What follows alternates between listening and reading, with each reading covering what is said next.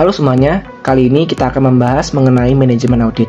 Secara umum, manajemen audit ini merupakan suatu proses perencanaan, pengorganisasian, pelaksanaan, dan juga pengawasan kegiatan audit, baik audit internal maupun eksternal. Tujuannya untuk apa? Tujuannya adalah untuk memastikan proses audit dapat berjalan secara efektif, efisien, dan juga sesuai dengan standar profesional.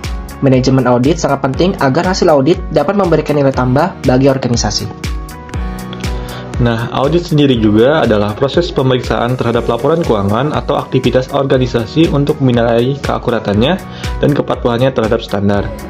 Tanpa manajemen audit yang baik, proses audit bisa jadi tidak terarah, melewatkan hal penting, bahkan bisa menghasilkan laporan yang kurang dapat dipercaya. Jadi, manajemen audit itu bukan hanya administrasi, tapi juga strategis. Dalam manajemen audit, ada beberapa tahapan utama. Tahap pertama adalah perencanaan audit.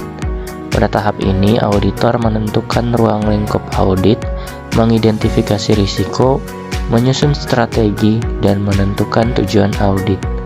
Perencanaan yang matang akan memudahkan proses audit berjalan dengan fokus dan tepat sasaran.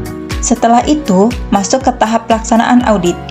Disinilah auditor itu melakukan pengumpulan bukti, wawancara, observasi, dan analisis terhadap data dan dokumen.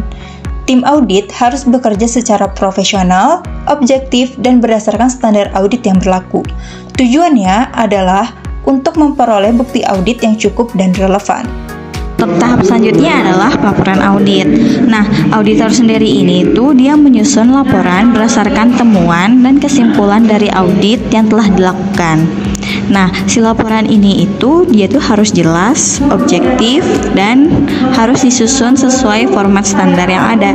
Karena hasil auditnya akan digunakan manajemen untuk memperbaiki kelemahan dan meningkatkan kinerja organisasi. Dan yang terakhir yaitu adalah tindak lanjut audit. Tindak lanjut audit itu penting dikarenakan 1. Implement rekomendasi.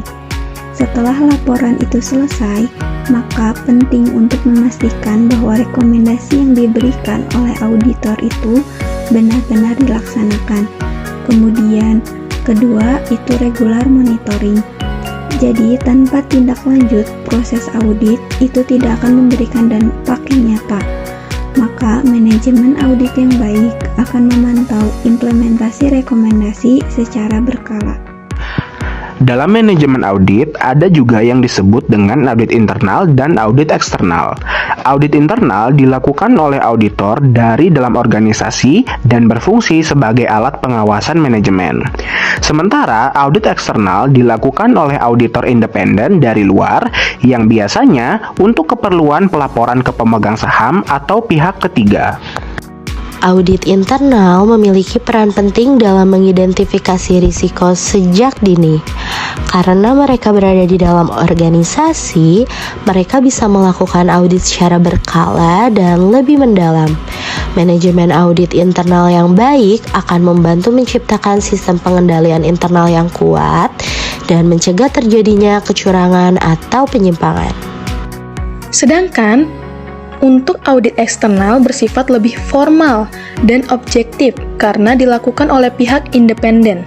Audit ini biasanya fokus pada laporan keuangan dan kepatuhan terhadap standar akuntansi. Manajemen audit eksternal perlu memastikan jadwal, dokumen, dan komunikasi dengan klien berjalan lancar agar audit selesai tepat waktu dan hasilnya akurat. Selain itu, ada juga istilah program audit, yaitu rencana kerja auditor yang merinci langkah-langkah yang akan diambil selama audit.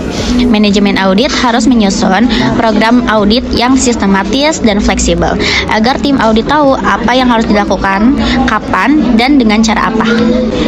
Salah satu prinsip penting dalam manajemen audit adalah independensi. Auditor, baik internal maupun eksternal, harus bebas dari pengaruh pihak manapun agar hasil audit tetap objektif. Kalau independensinya terganggu, kredibilitas audit pun akan dipertanyakan. Selain independensi, prinsip kompetensi auditor juga penting. Manajemen audit harus memastikan bahwa tim audit terdiri dari orang-orang yang punya pengetahuan, pengalaman, dan kemampuan yang memadai. Auditor yang tidak kompeten bisa membuat kesalahan dalam pengambilan kesimpulan. Manajemen audit juga harus mempertimbangkan penggunaan teknologi. Sekarang, banyak perusahaan menggunakan software audit untuk efisiensi proses, seperti mengelola dokumen, mengatur jadwal, dan memantau temuan audit. Teknologi juga mempermudah analisis data dalam skala besar. Manajemen audit yang baik juga melibatkan komunikasi yang efektif antara auditor dan pihak yang diaudit.